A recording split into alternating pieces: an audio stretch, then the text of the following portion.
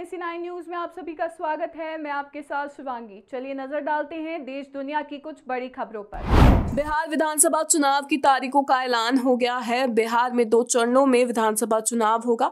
6 और 11 नवंबर को वोटिंग होगी और 14 नवंबर को नतीजे आएंगे। बिहार में 243 सदस्यीय विधानसभा का कार्यकाल 22 नवंबर को समाप्त हो रहा है। बिहार में ऐसा पहली बार हो रहा है कि चुनाव 2 फेज में होगा। 2005 से अभी तक ऐसा नहीं हुआ है। 2020 में 3 फेज में वोटिंग हुई थी, जबकि 2015 में 5 चरणों में मतदान हुआ था। सुप्रीम कोर्ट में एक वकील ने सोमवार को भारत के मुख्य न्यायाधीश BR गवई पर हमला करने की कोशिश की। शुरुआती जानकारी के मुताबिक वकील ने बहस के दौरान मंच के पास जाकर जूता निकालकर फेंकने की कोशिश की, लेकिन समय रहते सुरक्षा कर्मियों ने उसे रोक लिया। वकील का नाम राकेश किशोर बताया गया है। सुरक्षा कर्मियों ने वकील को कोर्ट से बाहर किया। इस दौरान वे चिल्लाया कि सनातन का अपमान नहीं सहेंगे। CJI गवई ने पूरी घटना के दौरान शांति बनाए रखी और कहा, हम इससे विचलित नहीं होते, आप लोग अपनी दलीलें जारी रखें। जूता फेंकने की कोशिश करने वाले वकील को हिरासत में ले लिया गया है और पूछताछ की जा रही है। नई दिल्ली जिले के DCP और सुप्रीम कोर्ट के DCP भी मौके पर मौजूद थे।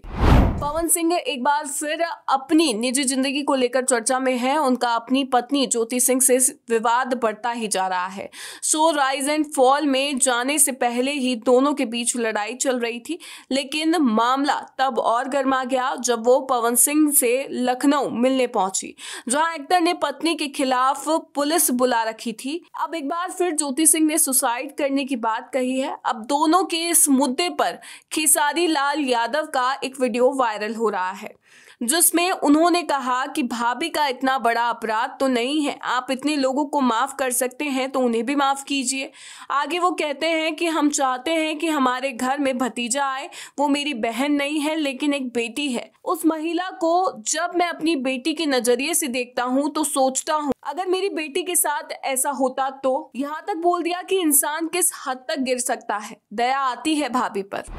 महिंद्रा ने अपनी नई बोलेरो नियो और बोलेरो को नए फेस लिफ्ट मॉडलों को लॉन्च कर दिया है। इन SUV के नए वर्जन में कई बदलाव किए गए हैं, लेकिन इनका कुल मिलाकर लुक पहले जैसा ही है।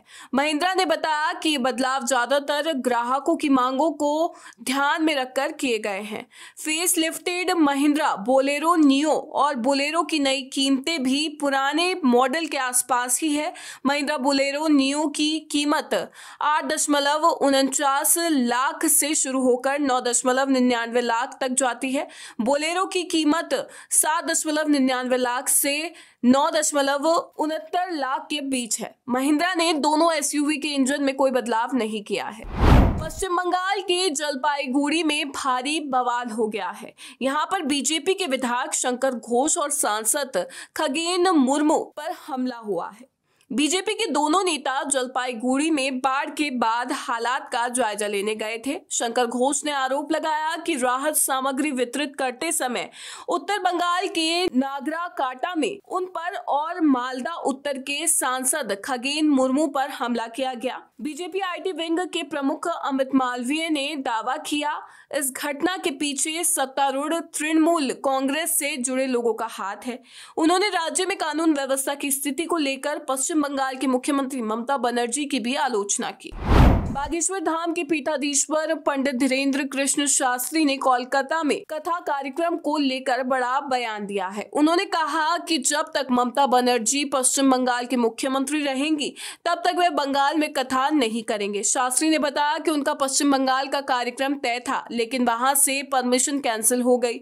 उन्होंने कहा कि अभी हमें पश्चिम बंगाल जाना था, लेकिन दीदी ने हमें मना कर दिया, परमिशन कैंसिल हो गई है। अब जब तक दीदी है हम वहां नहीं जाएंगे, दादा आएंगे तो जरूर जाएंगे। साउथ एक्टर विजय देवरकोंडा और रश्मिका मंदाना की सगाई की खबर कुछ वक्त पहले आई थी, जिसके बाद से पहली बार एक्टर को पब्लिक इवेंट में स्पॉट किया गया है। इस दौरान एक्टर लोगों के सामने अपनी एंगेजमेंट रिंग फ्लॉन्ट करते दिखे हैं। हालांकि विजय और रश्मिका दोनों की ही तरफ से अभी तक एंगेजमेंट की कोई भी ऑफिशियल अनाउंसमेंट नहीं हुई है, लेकिन खबरों की माने तो 3 अक्टूबर को कपल ने अपने रिश्ते को आगे बढ़ा दिया है।